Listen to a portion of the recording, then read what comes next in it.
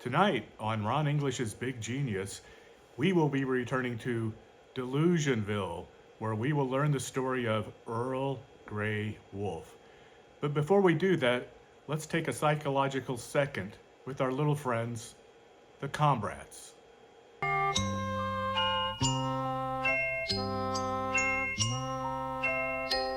The bullets never return to the gun. They're out there in the world having fun until they come to their tragic end in some kid's abdomen. Adam and Eve's original sin was having all those children, never to die or come back again as soon as it begins. The story ends. Oh, God always gets his revenge. I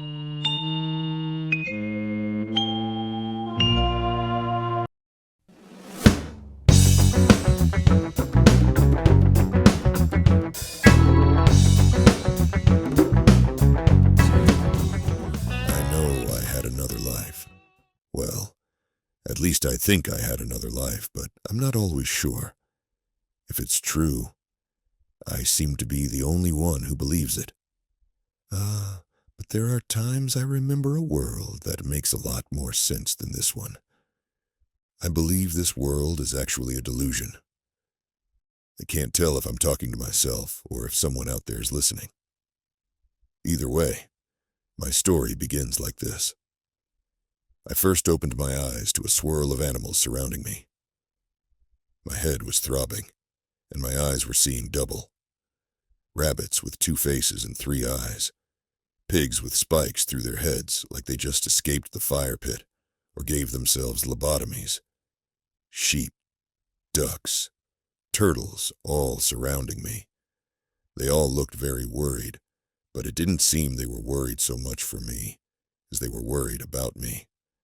They seemed to be in fear of me. I felt for the source of my pain on the top of my head, where I discovered a large lump. Did I hit my head? Is this why I was so confused? Who am I?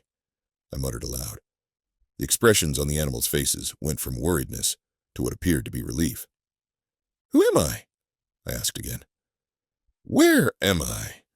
What is this place? The animals whispered amongst themselves until it seemed they had come to some consensus. An oddly poised and dignified buzzard pushed his way to the front and answered my question with unflappable authority. You, my unfortunate friend, you are a wolf.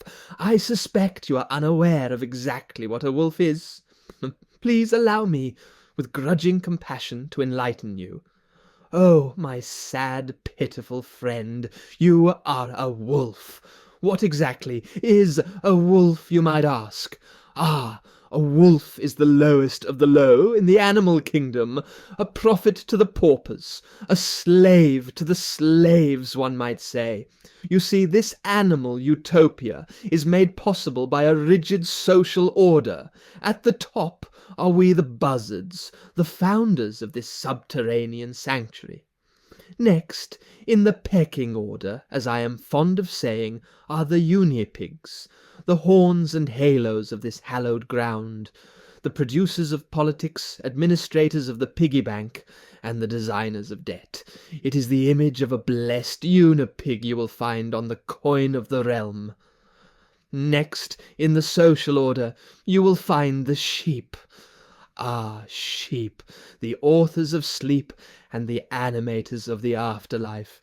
If you submit to their religion, and all will be forgiven, their deceit will be your salvation. You shall be forever in their debt.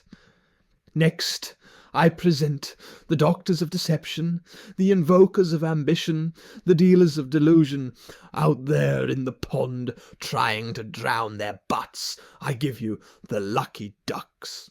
The ducks lay magic eggs that ain't no yolk. Not only will they make your belly full, but they will also make you believe your own bull. Next, in the social order, are the alien explorers. These three-eyed rabbits from another planet with carrots in their garden and paint on their palates, well, they provide us with music and art.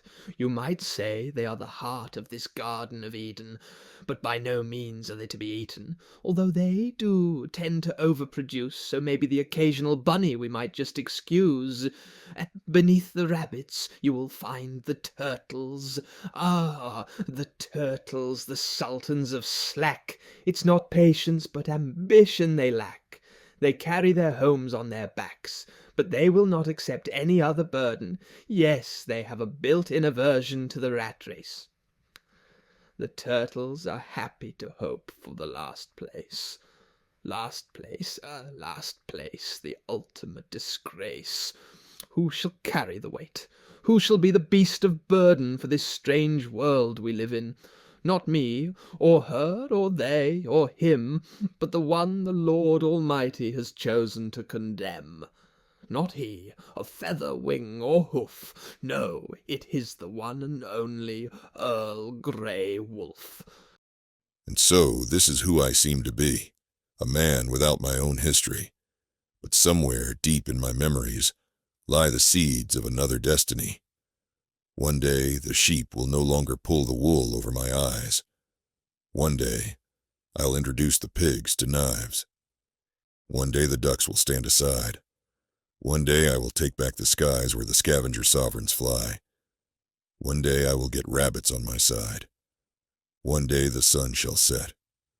One day the moon will rise. The moon!